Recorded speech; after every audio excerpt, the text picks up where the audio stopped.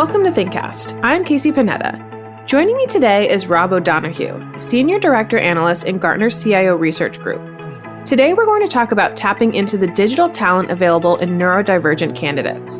Rob and I will talk about unique attributes these candidates can bring to the organization, as well as how to set up the interview process and the workplace to foster an inclusive environment. Hi, Rob. Thanks for joining us today. Great to be on the podcast. Looking forward to talking about neurodiversity.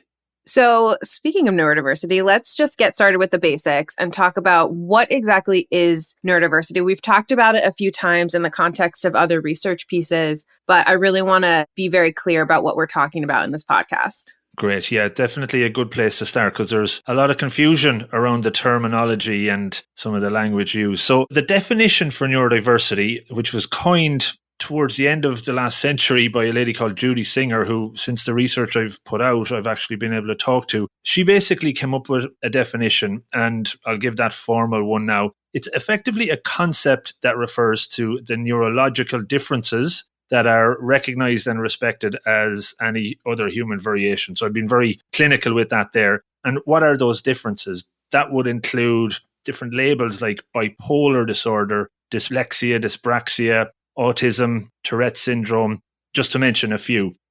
And that's really effectively what neurodiversity is. Now, when we talk about it and include individuals in this umbrella term, we want to be careful with how we speak about that. So neurodiversity itself is not a trait that any individual possesses. Just like when we talk about diversity, we don't say an individual, or we should not say an individual is diverse.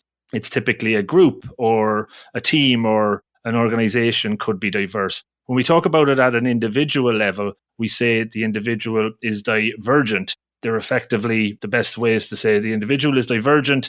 That falls into one of those categories. And if you're, I suppose, considered the opposite of neurodivergent, you're neurotypical, and you would fall into the quote unquote typical category there.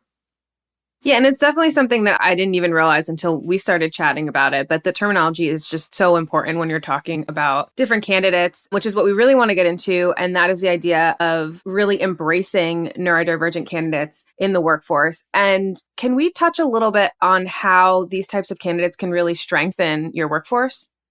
When I present on this topic, and I've been talking to a lot of clients over the last number of months, there's definitely more and more of a growing interest. I normally start off this idea to think differently or to think different. And we've probably all had leaders or managers during our career that has challenged us to think outside the box and be more creative or more innovative. We may have encouraged our own team members to do that. And the thing with neurodivergent individuals is that they tend to think differently by default. And I've read that they're wired to think differently.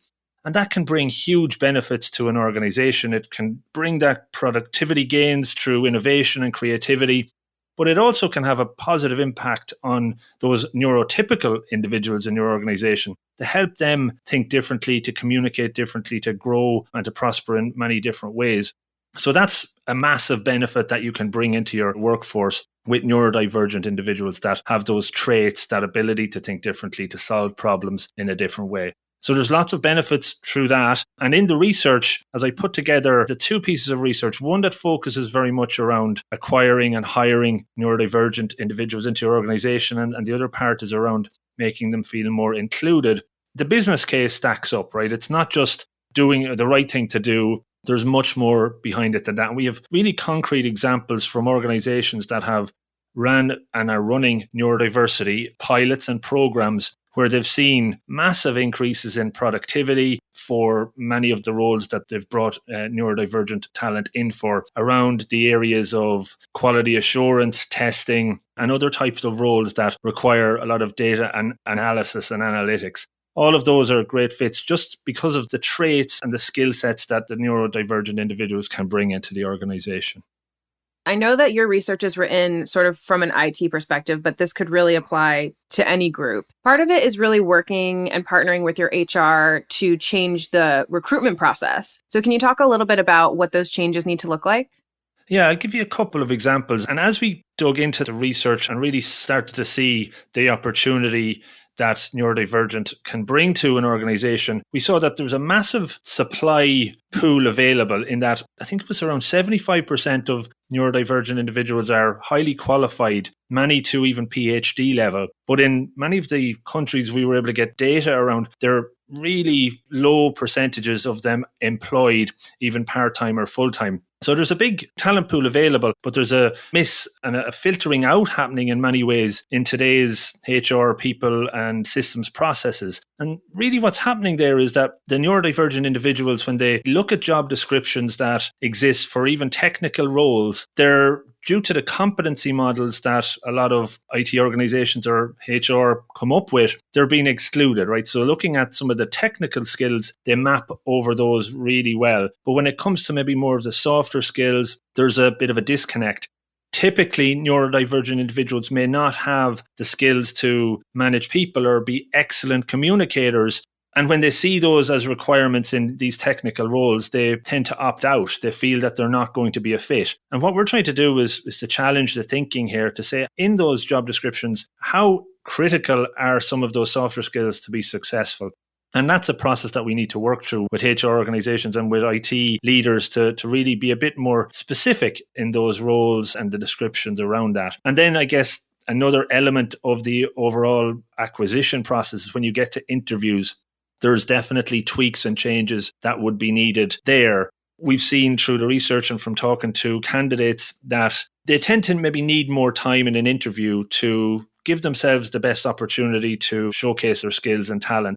In that interview process, in the interviews, have more unstructured time, allowing for time at the start and at the end of the interview to allow the candidates to showcase what they can do, settle into the interview, and give everything that they can during that session. It's very important around communication so that when they're going through the interview process, that they're given time in advance of the interview to prepare, not to throw that interview on their calendar and give them very little time to get organized for that. That can have an overwhelming effect on anyone, not just neurodivergent candidates. And in addition to that, what we've seen is this role which is called an external job coach. And they tend to be professionals that are experts working with neurodivergent individuals, and they can support them along the path of applying, preparing for an interview, even during the interview, and if successful, even on the other side, once they've been onboarded and brought into the organization. So there's tweaks and changes to the interview process that would be absolutely needed. But again, it's small accommodations for the value and the benefits that you would get out of these candidates for sure. Let's take a quick break. To embed greater diversity, equity, and inclusion in your leadership and organization, check out Gartner's DEI Resource Center. Here you'll find a mix of articles, podcasts, and research applicable to all executives. Learn more on Gartner.com. When we're talking about this topic, hiring and changing your hiring process is really only sort of half of the conversation. And the other piece that you have a research note out on is once you've hired candidates who are neurodivergent, how do you continue to foster or how do you create an inclusive environment for them to work in?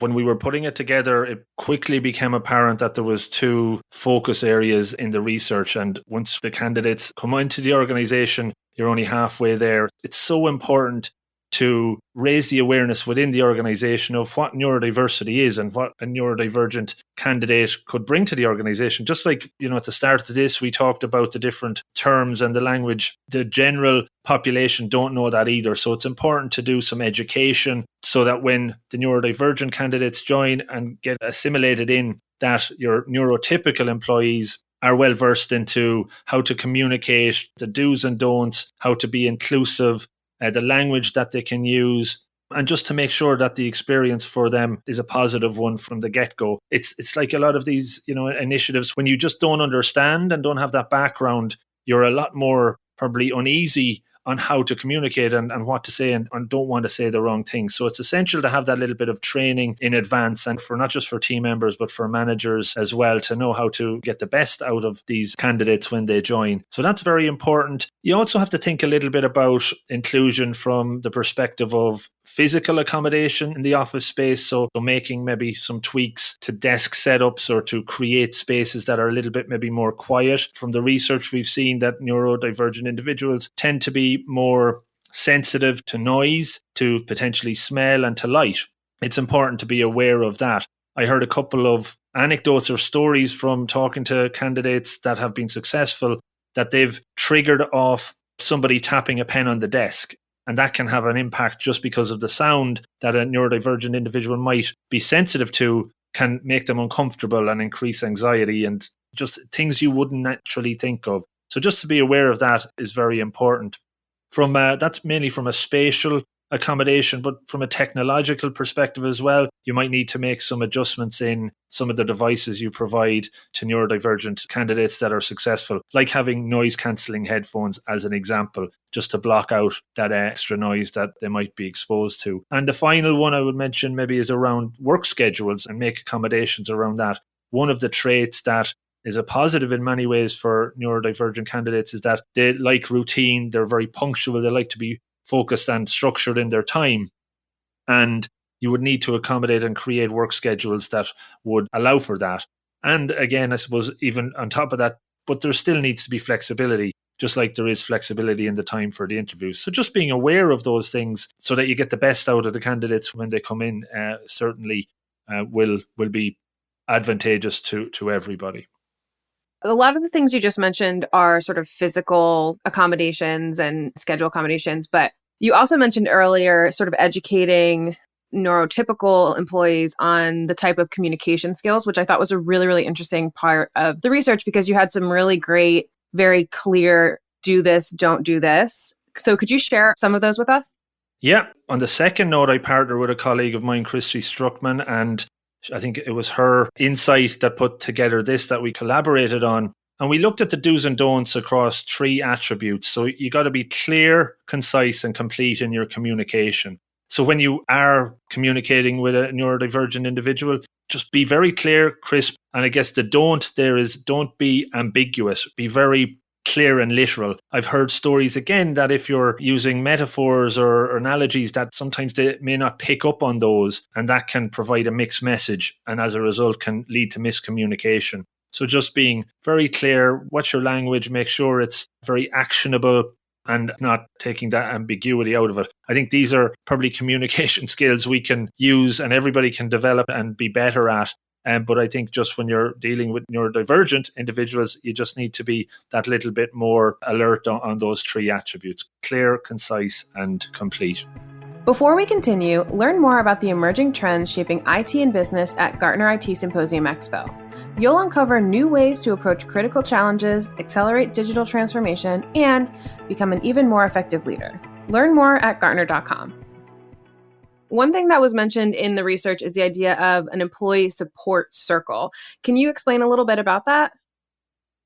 Mm-hmm. Yeah. So we saw, again, from different pieces of research, this theme coming up a lot, and it's about creating a support circle effectively. So at the center, you have your neurodivergent employee, and then on the outer circle or the innermost circle of the different circles that you would put together, it's about having your manager well-trained, aware and understanding of those do's and don'ts. Nothing probably atypical about that, but just having them very close and being there to respond and to engage with the neurodivergent employee when and if needed, maybe a little bit more so in the early stages. Then there's the job coach or that external job coach I mentioned. And even after that onboarding phase, that external job coach can play a very pivotal role in the success of the candidate as they settle in over the first number of months and even beyond. And then there's a community mentor where they act as that buddy, I suppose, for the candidate, for the employee as they get settled in, talk to them about, I suppose, the culture in the organization, just be there as somebody that they can connect in with.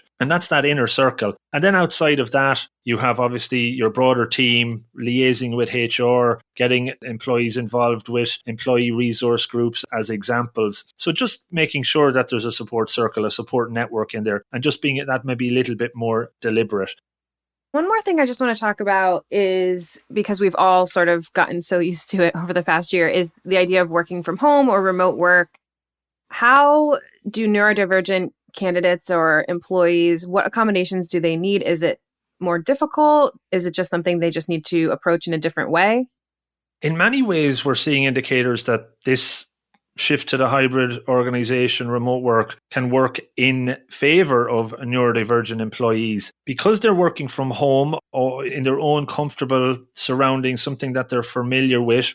that can be a positive. One of the biggest challenges is going into that work environment, which is new, which can bring anxiety, can be stressful. And as I mentioned, the sound and the smells and everything that's going with that can be triggers. So at home, they can be more comfortable in that environment and be very productive working in that kind of asynchronous mode. We're seeing strong indicators that this could be a positive in the long run, and even from an IT and CIO perspective, an opportunity to expand their pilots and programs broader because of that reach that could go much, much global, even compared to just having those individuals in an office setting. So the indicators are positive. It's something we just have to keep an eye on and watch as we move more and more into that hybrid world.